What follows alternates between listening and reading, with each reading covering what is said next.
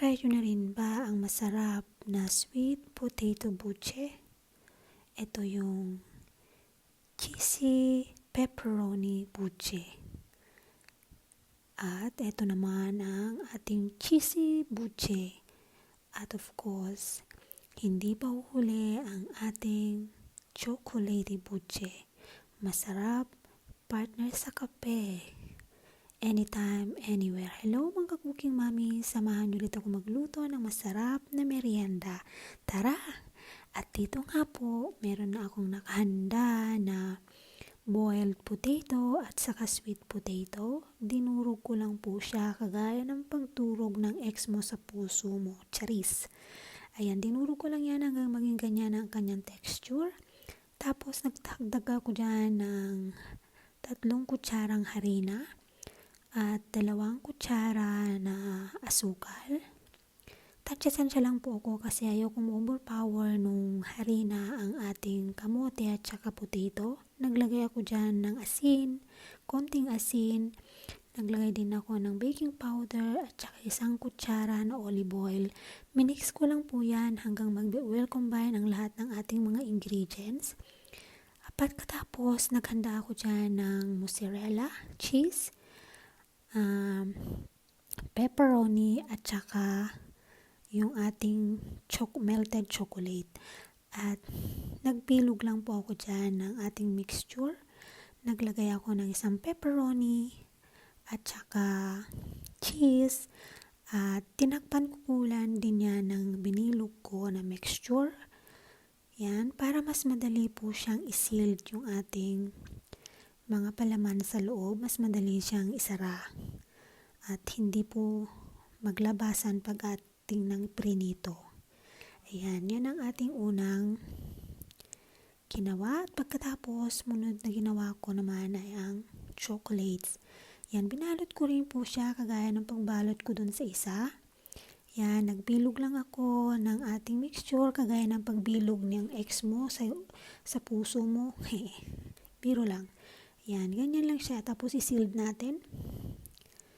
Sealed lang natin para hindi lumabas ang kanyang mga palaman pag atin na siyang prinito. At, yan, ikot-ikot mo lang yan hanggang para ma-sealed siya ng maayos. At ang sumunod naman ay ating mozzarella cheese. Yan, binilog-bilog ko lang yan kagaya ng pagbilog ng ex mo sa'yo.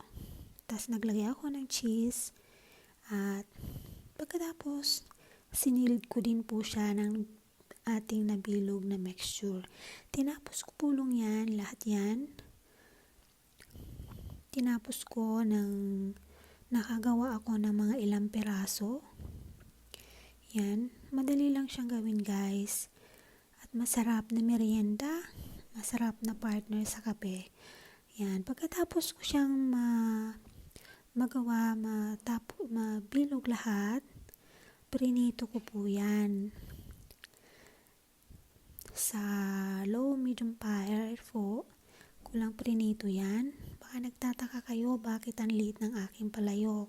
Kasi po, di ko napansin na wala na pala akong mantika.